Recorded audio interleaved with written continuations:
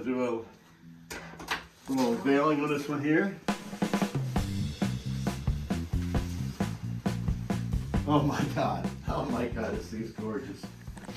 Dover white, Hugger orange paint, ducted cow hood, ZL2 option. Oh my God. It has all the correct rally wheels, all the YJ rally wheels, the 14.7 rally wheels, the bias ply, Goodyear wide tread GT tires. That is simply incredible. That orange and white just pop. This is pretty incredible. It has an Alloc interior in the car. We can go through this. Absolutely just incredible. The car was in good shape. It just really needed to be corrected. Corrected a lot of details in this car.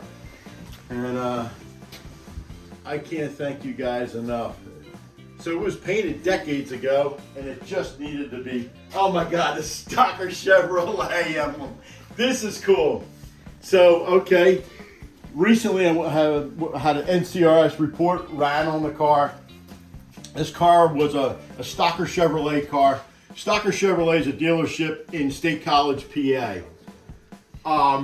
So I live about 4.5 hours from Stocker Chevrolet. So what I surmise, since this car is a end of March car, probably arrived at the dealership in the April time frame, that somebody bought this car for a graduate at Penn State in '69 and then brought it closer to the Philadelphia area where I'm from here.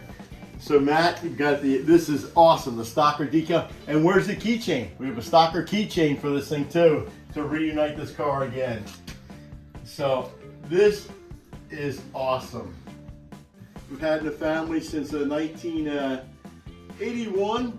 I've known the car since 1978. I bought my first pace car when I was in high school. A month after I bought my first one, which was an L78 pace car, I found another one for sale in my local newspaper. It was Montgomeryville, PA. It was about 30 miles out of Philadelphia. Went to go look at this car. It was 2,800 hours. It was absolutely gorgeous. The man's name was Gary Silknitter from Montgomeryville, PA. He had bought the car. It's a L48 car, 350, 300 horse, turbo hydromatic, tach gauges car. Car was absolutely gorgeous. He had bought the car from Paul Olds, was a local performance dealership in Warminster, PA. I couldn't swing it. I had just bought one. I was 17 years old. I couldn't buy another Camaro at that point in time. So I let this thing go. Flash forward a year or two later, my cousin wound up finding this car for sale. Bought the car. He had it for probably 2 years. His name was Tim Beaver. And then subsequently, my father and I bought the car in about '83.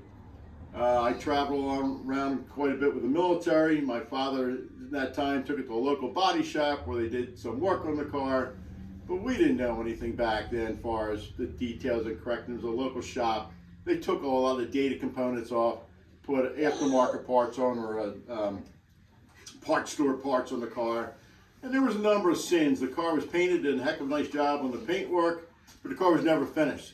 So the last time this had an inspection sticker on it, I believe it was 86? 86. 86 was the last time it had an inspection sticker on it. And the car's been basically off the road since then. So flash forward, brought it up to Matt, Pete, and Chris to work the magic to get this car back.